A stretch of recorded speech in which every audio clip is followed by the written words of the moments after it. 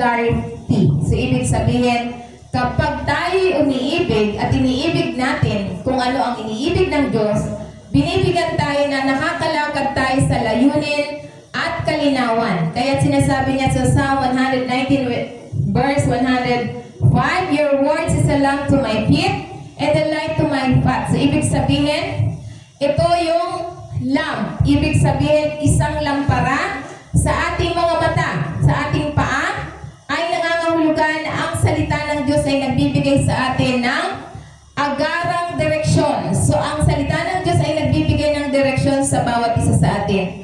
Tinutulungan tayong maging malinaw na makita natin ang susunod na hakbang kahit na ang buong paglalakbay natin ay hindi tiyak. Wala tayong katiyakan sa ating paglalakbay.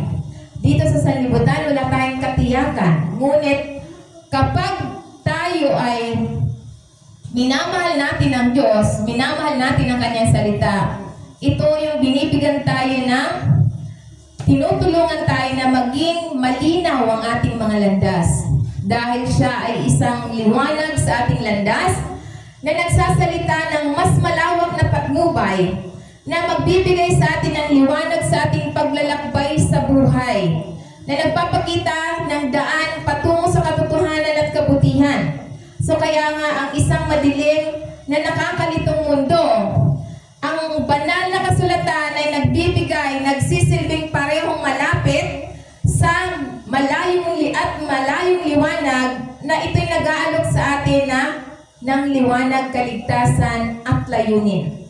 So, ang salita ng Diyos, ito yung ating gabay para tayong mamuhay sa pamamaraan ng Diyos. So, ang salita ng Diyos ay nagbibigay ng personal na hakbang para sa direksyon.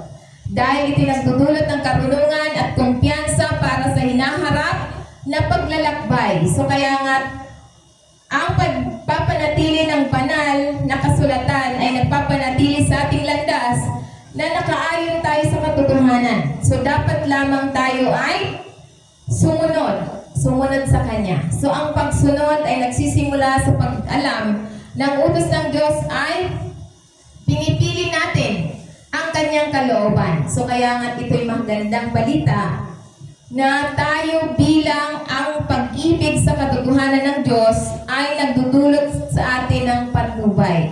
Kaya nga benefits of loving what God loves, sapagkat ito'y malalim, malalaman natin kung ano ang gagawin at kung saan tayo pupunta kapag